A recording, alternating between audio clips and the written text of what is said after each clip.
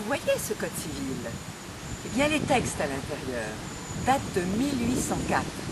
C'est ce qu'on appelle le code Napoléon. Et je peux vous dire que ces textes n'ont pas été ou à peine remaniés depuis 200 ans.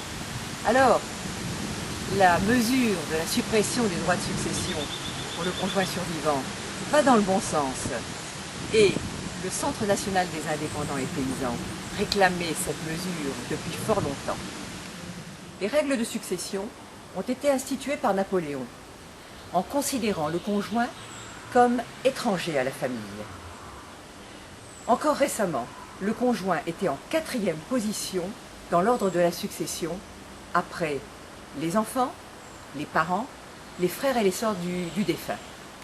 Depuis le 1er janvier 2007, le conjoint survivant est remonté au 3e rang. Mais vous voyez bien que c'est injuste. De quel droit prive-t-on le conjoint survivant de biens qui lui appartiennent? Cette mesure, supprimer les droits de succession au conjoint survivant, est beaucoup plus révolutionnaire qu'il n'y paraît. C'est, pour moi, la première justice que Nicolas Sarkozy rend aux femmes. Pourquoi? Aujourd'hui, en France, un foyer sur 4 est en état de veuvage. Et dans 80% des cas, le conjoint survivant est une femme.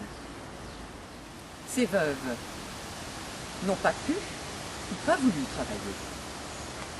Il n'empêche qu'au moment du décès, elles se retrouvent avec une retraite minimum. Quant aux autres, elles ont constitué avec leur mari le patrimoine commun. Au moment du décès, elles se retrouvent obligées, au mieux, à repayer sur des biens qui leur appartiennent, au pire, à tout vendre. Et dans tous les cas, ces femmes se retrouvent dans un dénuement financier terrible. Dans les 15 ans qui viennent, les baby-boomers vont augmenter considérablement le nombre de retraités en France. Et inévitablement, le nombre de veuves. Il est rassurant que notre nouveau président de la République, jeune et dynamique, ait pris conscience qu'on ne pouvait pas les laisser dans l'indigence. Et je terminerai ce reportage en disant que l'expression « dépouiller la veuve et l'orphelin » ne sera bientôt plus qu'un mauvais souvenir. Mais que de temps il aura fallu pour en arriver là.